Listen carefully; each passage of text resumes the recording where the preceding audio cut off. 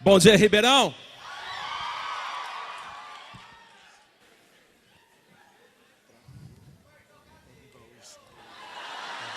E fiz a barba. Aonde que aperta aqui?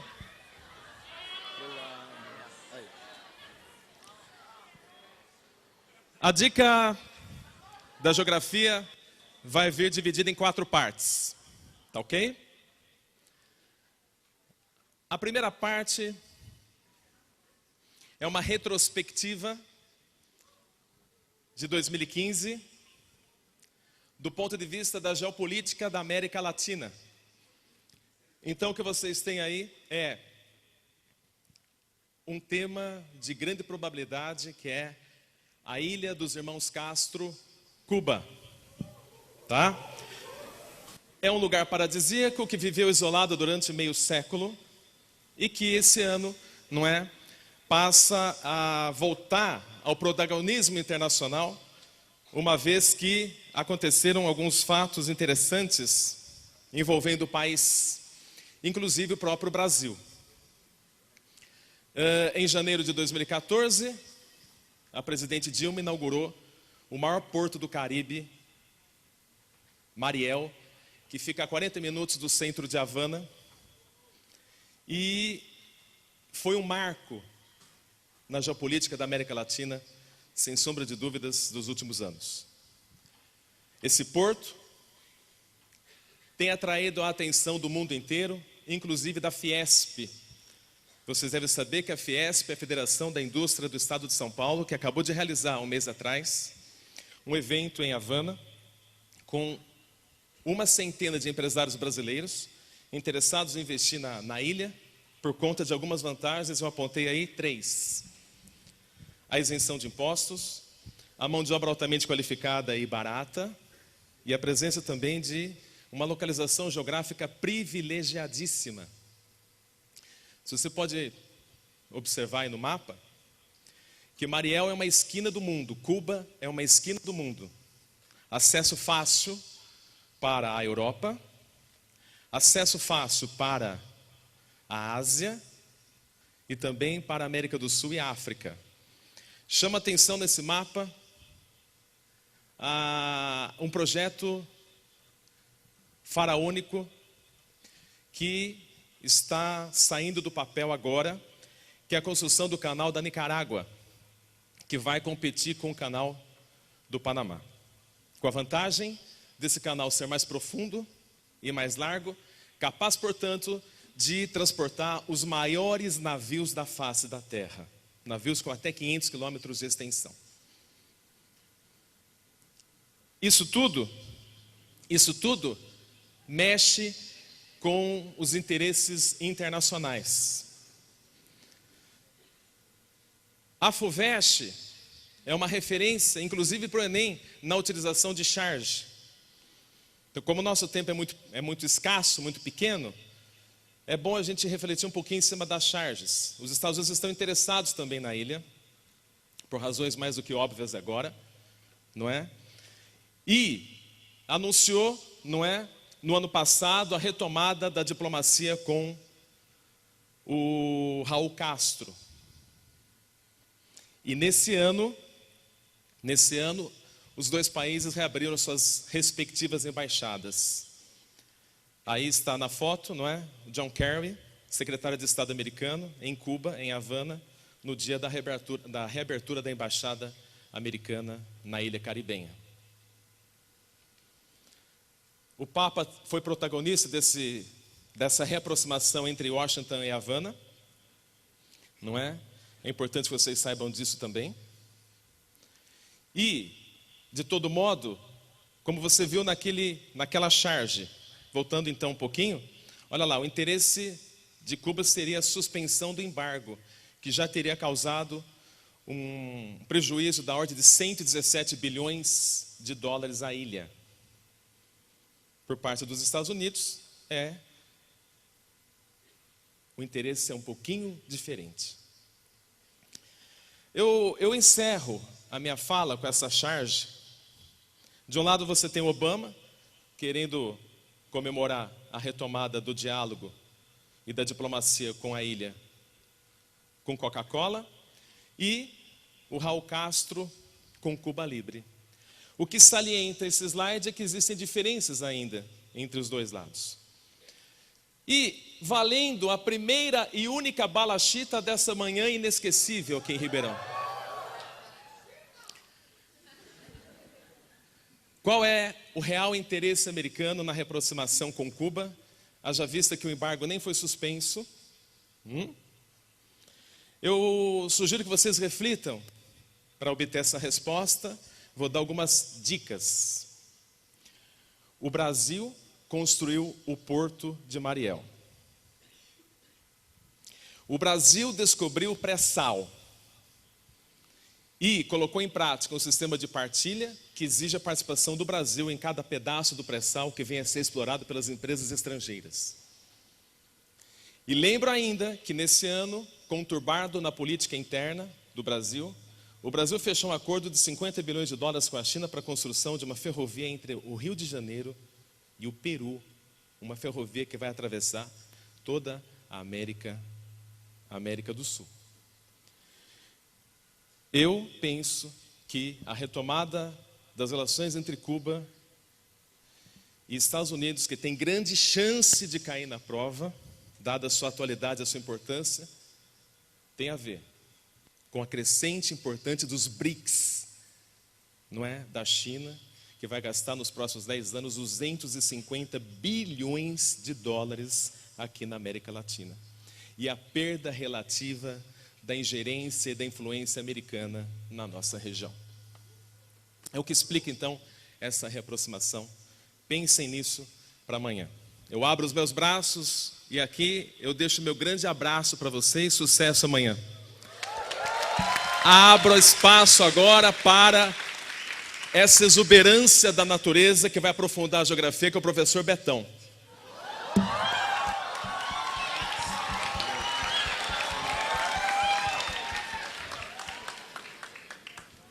Pessoal, bom dia a todos.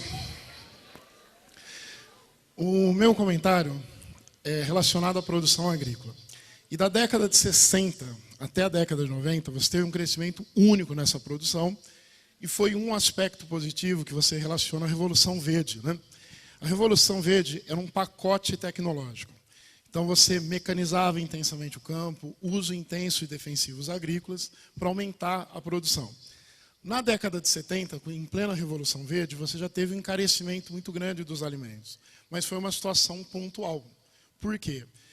Em 73, você teve um aumento muito grande do preço do petróleo e todos os seus derivados que você usa de combustível ou insumo para a indústria química encareceram. É diferente da situação vivida nesse século. Um dos problemas do mundo está relacionado à inflação dos alimentos.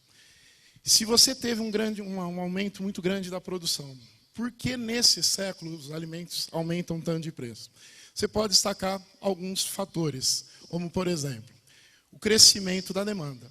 Existe uma lei no capitalismo que ela independe da fase do capitalismo, que é a lei de oferta e procura.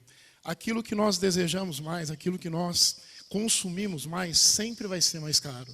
E você tem que considerar que, principalmente nos últimos 20 anos, você teve a ascensão do consumo dos países emergentes, como China, como a Índia, como a própria classe C do Brasil, que no último IBGE, ano de 2010, foi considerado a nossa maior classe. Então, o aumento da demanda protagonizado pelos países emergentes contribui para o encarecimento do preço dos alimentos. Um segundo fator que você pode relacionar é a redução do espaço agriculturável. Você tem vários impactos ambientais no mundo, entre eles a perda de solos. Se você considerar que o grande problema da perda de solo é a desertificação, onde ela acontece mais? Na zona intertropical. Então, nessa região, onde você tem grandes destaques da produção, como o Brasil, você reduz o espaço agriculturável. Junto com o aumento da demanda, é um segundo fator. Um terceiro fator. A partir de 2008, pela primeira vez, a população urbana no mundo superou a rural. Se você considerar que é um processo irrefreável a urbanização do planeta, evidentemente o espaço agrário, o espaço agriculturável é menor. Então, o mundo tem que apostar o quê? Num crescimento vertical. O que é o crescimento vertical? Você tem o mesmo espaço, mas você tem que aumentar sua produtividade, sem contar com a expansão horizontal. Então, o terceiro fator que você pode relacionar ao encarecimento dos alimentos é um processo de urbanização que não tem volta. O mundo é cada vez mais urbano e cada vez menos rural. Então, o espaço está sendo reduzido. Um quarto fator que você pode considerar, com o crescimento do consumo, os transgênicos se apresentam como uma solução. Por quê? Uma propaganda que os transgênicos fazem. Eles determinam um aumento vertical. Se você tem uma semente mais resistente, se você modifica geneticamente a sua produção, é uma maneira de você aumentar a produção sem aumentar o espaço que você utiliza. Evidentemente, existe uma série de críticas à transgenia, mas essa é a principal propaganda feita em relação aos organismos geneticamente modificados. Um outro fator que você pode considerar é, hoje existe uma disputa muito grande entre o prato e o tanque, que na década de 70 não existia. Se você considerar para a indústria alimentícia, quais são os 3 insumos mais importantes? Milho, trigo e soja. O maior produtor de etanol do mundo são os Estados Unidos. De onde eles tiram o etanol? Do milho. E se você é um produtor de milho nos Estados Unidos, é muito mais rentável você direcionar ao etanol, porque o seu lucro vai ser muito maior com a concessão dos subsídios. No caso do continente europeu, eles voltam muito para a obtenção do biodiesel. Então, hoje, a produção agrícola não é destinada basicamente para alimentação. Você tem toda uma produção de combustível. E como a produção de combustível é mais subsidiada, se torna mais interessante, evidentemente, para o produtor. Se você considerar que existe, né, um problema mundial, então vamos relacionar uma consequência socioeconômica. A partir do finalzinho de 2010, né, quando o tunisiano colocou fogo no seu próprio corpo, teve início a Primavera Árabe. A Primavera Árabe produziu efeitos políticos, você teve ditadores que acabaram sendo derrubados ou renunciados pela Primavera Árabe. Mas quais foram as causas principais? Causas socioeconômicas. Quando os tunisianos saíram às ruas, eles saíram para protestar pelo desemprego, porque o jovem que cometeu o suicídio, estava desempregado, fazia vendas de forma ambulante e foi proibido pela polícia. Então, o que gerou a Primavera Árabe, num primeiro momento, foram causas socioeconômicas. Está relacionado ao desemprego, mas está relacionado também à inflação dos alimentos. A partir do momento que você teve o movimento na Tunísia, outros países passaram a protestar. E se você considerar o mundo árabe sente o efeito da inflação de maneira diferente. Nós sentimos, lógico que nós sentimos, mas nós moramos num país que é um grande produtor de alimentos. No caso deles é diferente, eles importam. Então o peso da inflação se torna muito maior. Se nos últimos anos, dentro da política internacional, se fala muito em Primavera Árabe, o que estimulou o protesto do árabe foram causas socioeconômicas. Evidentemente, houve efeitos políticos, mas principalmente a crise estabelecida. E um elemento da crise que eles sentem muito é justamente a inflação dos alimentos. Mesmo que você tenha uma produção agrícola mais do que suficiente para alimentar a população mundial, esse processo de encarecimento dos alimentos é um processo que a médio prazo não tem como você reverter, porque você tem uma série de fatores que impulsionam. Só para resumir, considere esses 4 elementos. O crescimento da demanda, impulsionada pelos países emergentes, a concorrência com os biocombustíveis, o processo de urbanização do planeta que reduz o espaço agriculturável, somado a uma série de problemas de solo, onde você pode exemplificar com a desertificação. Então, é isso que eu gostaria de comentar com vocês. Uma ótima prova para vocês. E agora eu passo a bola para o galã. Sidney.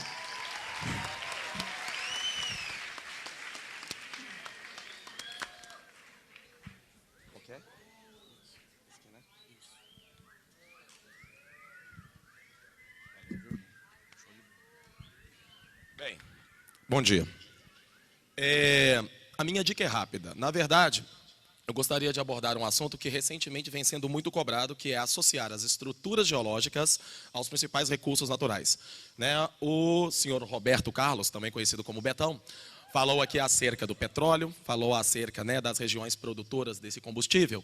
E toda vez que na prova, comentado com vocês, as áreas nas quais nós temos a predominância de combustíveis fósseis, são chamadas de bacias sedimentares. As bacias sedimentares, elas podem ser paleozoicas, mesozoicas ou cenozoicas. Sendo quando cenozoicas, muito recentes, então pobres geologicamente.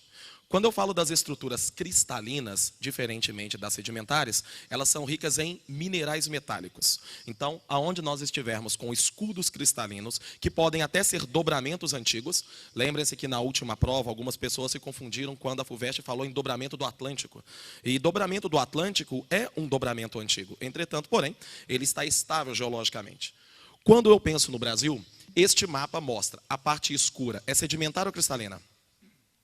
Sedimentar. Sempre que na prova cair o mapa, olha aquilo que você reconhece fácil, a Amazônia. Ela está colorida em escuro. Nós sabemos que a Amazônia é uma planície, correto? Se ela é uma planície, geologicamente ela é sedimentar. Então, todas as outras áreas que estão coloridas da mesma cor só podem ser sedimentares. A parte branca é cristalina. E aqueles círculos representam exatamente as principais áreas de mineração do país. Você pega a região norte, né, ali próximo à região do Planalto das Guianas. Você tem ali a Serra do Navio. Você tem ali na região do Pará, a famosa Serra dos Carajás, né? A nossa maior reserva mineral. Não confundir maior reserva com maior produção mineral. O quadrilátero ferrífero, recentemente muito em foco por conta do incidente, né, em Mariana, que acabou comprometendo todo o Vale do Aço e o Rio Doce. É a região de maior produção mineral. E nós temos ali o maciço do Urucum. Apesar do Pantanal ser uma planície, você tem afloramentos rochosos ou morros testemunhos, que são cristalinos. Se você pegar e inverter, a parte escura ela é sedimentar. Por isso nós temos ali produção de petróleo, combustíveis fósseis, associadas também ao quê? Ao gás natural. E aquela linha no Planalto Meridional, escura, é onde nós temos muito carvão. Lembrando que o carvão brasileiro é o carvão de hulha, predominantemente. Então, nós temos ali muitas termoelétricas. Diferentemente do Sudeste, por conta dos mares de morros, o potencial hidroelétrico dos rios. Se você pegar e ainda comparar a área sedimentar, você vai perceber que são as principais áreas de reserva hídrica. Inclusive, um dos mais famosos aquíferos do mundo, que é o aquífero Guarani. E ao norte nós também temos o altero do chão. Então as rochas sedimentares estão associadas à permeabilidade, o que faz com que as águas subterrâneas tenham áreas de recarga. Lembra da questão que falou com vocês também das veredas, que também são áreas de represamento, são áreas de recargas, e o aquífero, apesar de ser uma água geológica, tem áreas de recarga. E uma dica interessante em relação a relevo é a questão das curvas de nível, né? Na última prova, vocês viram aí, e normalmente pode ser dado isso para vocês. Olha aí, uma planta, sendo que nós temos 50 unidades de largura, e aí a unidade é centímetros no caso, e nós temos outras unidades marcando linhas verticais. Se você for um aluno que tem uma percepção física mais apurada, você vai perceber que aquilo ali é um relevo. Né? 0, 10, 20, 30, 40 é o divisor de águas, é a parte mais alta. Depois volta. Aonde eu tenho a maior declividade daquele relevo? Do lado direito ou do lado esquerdo? Né? A maior declividade está do lado esquerdo, justamente pela proximidade das curvas de nível. Por que aquele rio está reto? Porque a velocidade dele é maior. A partir do momento em que as curvas estão afastadas, o curso do rio se torna mais lento. Então a potencialidade dos rios são iguais? O daqui, né, o da direita, predominantemente para irrigação e navegação, e o da esquerda, predominantemente para produção hidroelétrica. E aí a questão pede o seguinte: identifique o potencial natural de cada um dos rios. Identifique o tipo de foz de cada um dos cursos. Quando o rio da esquerda é mais rápido, ele chega com mais intensidade no oceano, correto? Esse tipo de foz é chamado de foz em estuário. Aquela foz que faz com que a água doce entre dentro, né, do litoral e faz com que você tenha aquela área mais escura, próxima ao litoral, o que, inclusive, foi uma das responsáveis pela contaminação por metais pesados, por material, né, sedimentar da mineração na região de Mariana. E do outro lado, nós temos uma foz chamada em delta. Uma foz um pouco mais fraca permite com que a água do mar entre no continente e faz com que o espaço seja salgado. Daí a ocorrência de mangues, então, predominantemente naquela região. Agora, tem uma parte da questão que você tem que saber bem a matemática. Calcule a área da vertente mais apropriada à prática da pecuária extensiva de corte. Do ponto de vista natural, a atividade de corte tem que ser o quê? Uma carne macia. Você concorda que eu, teoricamente, tenho que ir para a vertente menos inclinada? Seria da direita, né? A da direita. Só que eu tenho que aprender a calcular. Aquela distância que eu tenho ali, 30, 20, 10, aquilo me ajuda a calcular? Me ajuda, só que aquilo é a base do triângulo e não a superfície que eu pretendo. Então eu vou chamar aqui o Danielzinho para que possa me ajudar a calcular, tá, a área da vertente mais apropriada. Danielzinho, por favor. Oi, meu bem. Bom dia, bem, de novo. Você vai clicando aí, meu bem? Passo, então passo. vai. Clica aí para mim, professor. Plano cartesiano. 0, 10, 20, 30, 40. Explica. Centímetros. Centímetros. Né? Altura. Altura. Muito bem. Faz o quadriculado para mim. Pronto. Na horizontal, na vertical. E agora vamos marcar os pontos. E aí o senhor vai me ajudando, tá? Por favor. O que é esse pontinho? Cada azul? um desses pontos equivale à curva de nível e à sua altura respectiva.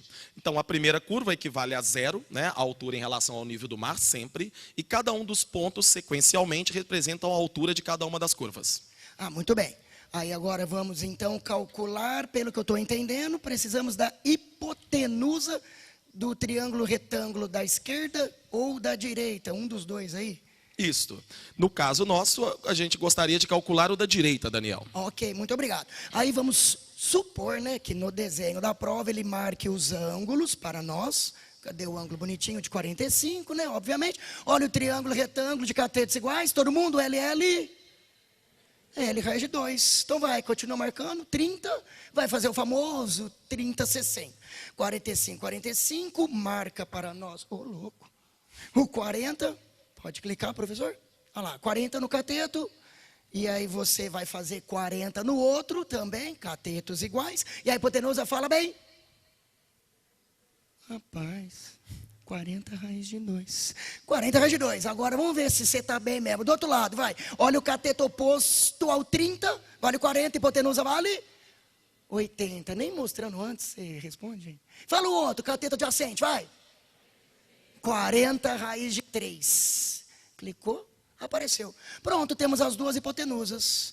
Aí agora vamos para a parte geográfica dos dois... Curva, como é que chama? Exatamente, das declividades da vertente.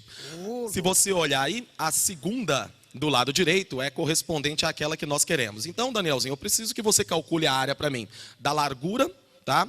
E em relação a essa hipotenusa que você acabou de descobrir. Tudo bem, então vai clicando ali. Eu fui tentar acertar a questão, pode clicar. Infelizmente, você errou, não é essa. Eu preciso desta outra, Danielzinho. Muito tá? bem, essa vai estar na alternativa A, gente. Errada. A errada. Mas, tudo bem, agora a gente vai para o outro, então. Cadê o 30, 60, 40, 80, 80, 40 raiz de 13 e o 50. Opa! Responder você não quer, né? Responder não. Agora, percebeu o erro do professor? Muito obrigado. Mas e aquele 50, o que era? A área é 80, 50 centímetros. A gente não combinou essa parte. Então você quer que eu calcule essa área? Por favor, Daniel. Clica lá bonitinho. Ô, louco. Primeira maneira. Rapaz, vamos trabalhar com a escala. 1 centímetro, 2.000 centímetros. Ele está com pressa ali. 50 centímetros são 100 mil. 80 são 160 mil. A área de retângulo, base vezes... altura vai dar um número muito simpático ali, 16 vezes 10 a nona centímetros quadrados. Lembrando que tem a escala para te atrapalhar, hein? Agora, se você preferir o segundo modo, você pode transformar a escala antes, lembrando que é ao quadrado, hein? Razão entre áreas, lembra? K ao quadrado. Aí você faz a área primeiro e depois multiplica pela escala ao quadrado. 4.000 vezes 4 vezes 10 a sexta, o resultado é o mesmo, gente. Calculamos a área, querido professor. E se por um acaso, Danielzinho, essa resposta não estivesse dessa forma, se eu precisasse dela em outra unidade de medida, Olha qual que aí. você poderia me dar? Eu sei que são 16 vezes 10 a sétima, me ajuda, decímetros quadrados. 1,6 quilômetros quadrados. Que possivelmente seria a resposta mais adequada para a geografia, perfeito? Agora eu chamo aqui o nosso querido Álvaro para dar encerramento à nossa aula. O nosso papai.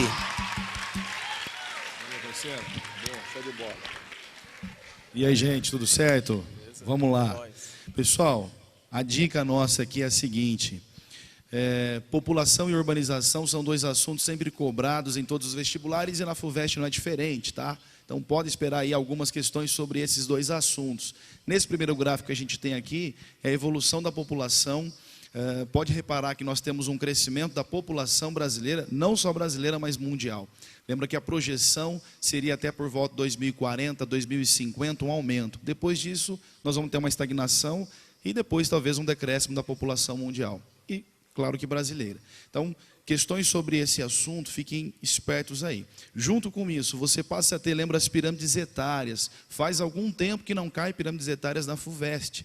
Nas últimas provas, caiu população mais com relação às migrações, etnias. Então, cuidado com isso, porque eles vão, claro que sempre intercalando. A nossa pirâmide, pode ver que é uma pirâmide de país emergente, predomínio de adultos, lembrando que isso aí, lembra, nós chamamos de bônus demográfico, assim como a FUVEST colocou já algumas vezes o termo janela demográfica, não é? Que acaba tendo aí uma participação maior na economia e acaba tendo um dinamismo maior.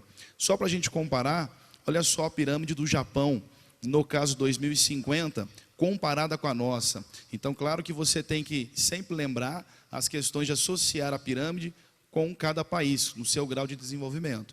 As questões mais comuns são aquelas questões que cobram causas e consequências de redução da natalidade, redução da mortalidade e por aí vai. Assunto que a gente já discutiu bastante em sala, certo? Então pode ver que de um país desenvolvido como o Japão, já tem um avanço, já apresenta uma pirâmide muito mais avançada do que, por exemplo, a nossa aí, que seria apenas 2060. E aqui um gráfico, claro, com as pirâmides do mundo. Do lado esquerdo você tem as pirâmides, no caso, mais desenvolvidas, e do lado direito aí, de países menos desenvolvidos. Então, se você comparar, por exemplo, na década de 80, pode ver que das regiões mais desenvolvidas, elas se equiparam até a 2050 com as regiões menos desenvolvidas. Então, atualmente, os países que mais apresentam problemas com relação a essa redução de natalidade e mortalidade, claro que são os países desenvolvidos. Os emergentes, como nós, iremos apresentar esse problema no futuro, mas todos irão apresentar esse problema. Então, fique esperto com esse assunto sobre pirâmides, tá? É uma questão fácil e que pode ser cobrada. Junto com isso, você tem a questão de urbanização associada, e lembra quando nós tivemos uma inversão da população e que ela passa a ser a maioria das pessoas morando no meio urbano. No Brasil, isso foi em meados de 60. Então, também toma cuidado que isso leva, inclusive, a um crescimento urbano. A diferença, a urbanização é quando você tem um aumento da população urbana. Crescimento urbano seria a expansão física das cidades. Então, não tem como acontecer um crescimento urbano sem que haja antes a urbanização. Tá ok? E nesse sentido você passa a ter, claro, quando nós falamos dentro de urbanização, temos a questão das indústrias, porque é claro que as pessoas vieram para as cidades em função dos empregos ofertados pelas indústrias. Então sempre as questões, elas relacionam as indústrias, isso é muito interessante que você associe também com relação à tendência atual. Nós temos uma desconcentração industrial, lembra? Não só intra-regional das metrópoles, das cidades grandes para o interior, mas interregional. Como a gente vem vendo aí, várias indústrias saindo do Sudeste, indo para o Nordeste, entre outras regiões. Então, lembra que é uma tendência hoje e que vai acontecer por um bom tempo. Nesse sentido, você também tem dentro de urbanização aquelas questõezinhas básicas. Urbanização são só duas possibilidades, conceitos básicos ou problemas urbanos. E os dois acabam sendo tranquilos, né? No momento 1 você tem, perceba aí para o 2 no gráfico de cima, exatamente a urbanização. Essa barra amarela você vê que é o aumento da população urbana, e logo no gráfico abaixo você vai perceber um fenômeno comum, que é a conurbação. Então lembra que a conurbação é justamente o crescimento urbano da cidade que acaba se encontrando, né? São 2, 3 ou mais cidades que acabam se encontrando. Seria o crescimento da malha urbana. Então, por isso que existem muitas questões que elas vão fazer a relação população e urbanização, assuntos clássicos para a FUVEST. E aí você passa a ter os problemas urbanos, como a gente comentou, Nessa imagem de cima, a questão das moradias, que é um problema sério no Brasil. Lembra que nós temos aí mais de 4.000 favelas hoje nesse país. Dentro disso, você passa a ter também problemas com o transporte público. Então, com relação ao trânsito, fiquem espertos, porque em ano de Copa do Mundo, em ano de Jogos Olímpicos, é muito visado esse assunto de transporte público. E aí lembra sempre da questão de mobilidade urbana, você construir cidades mais inteligentes. Logo do lado esquerdo, nós temos um problema ambiental urbano, que são as ilhas de calor. Como já havíamos comentado, lembra a ausência de área verde que provoca o aumento da temperatura. Ilhas de calor geralmente nas áreas centrais. E logo abaixo você passa a ter inversão térmica. Outro problema ambiental urbano, que seria quando o ar frio fica rente à superfície, impedindo o ar quente de subir. Esse ar quente que não sobe, ele passa a ficar concentrado bem entre o ar frio de cima, no caso junto à superfície, provocando, lembra aquela nuvem de poluição? O smog, exato, como a gente vê na imagem, inclusive ao lado. Tá? Então são questões clássicas e que faz algum tempo que não cai na FUVEST principalmente. E lembra que nós estamos dentro daquela lei da Política Nacional de Resíduos Sólidos, né? Que nós tivemos aí a implantação lá em 2010, a lei no caso, e era para ter sido implantado em 2014, mas as cidades prorrogaram. Lembra que essa lei, ela diz que as cidades devem trocar o lixão pelo aterro sanitário. Só um detalhe aí embaixo, pode ver que esse ano, pelo Plano Nacional sobre Mudanças Climáticas, nós deveríamos ter uma reciclagem de resíduos em 20%, e grande parte das cidades não vem contribuindo, não vem, no caso, fazendo, né, no caso, esse tipo de porcentagem aí, tá? E aí, claro que no final, vale a pena a gente comentar sobre fuso horário, porque você passa a ter, de novo, os Jogos Olímpicos, sempre é ano de cair escala ou fuso horário, faz tempo que não cai. Aqui eu montei um exercício muito simples, você passa a ter os Jogos Olímpicos em 2016, um jogo, por exemplo, que começará no Rio de Janeiro, às 17 horas, lembra que você tem que decorar os fusos brasileiros e Londres, que é 0. O resto, o exercício é obrigado a te dar. Nesse caso, um sujeito que mora em Roma, na Itália, se ele quiser assistir o jogo que começa ao vivo aqui, às 17 horas, e que Roma adota o horário de verão, lembrando disso, porque vai ser meio do ano, hemisfério norte vai estar no verão, é só você fazer aquela escalinha básica. 45 graus oeste, que seria Rio de Janeiro, certo? Nós fizemos isso várias vezes.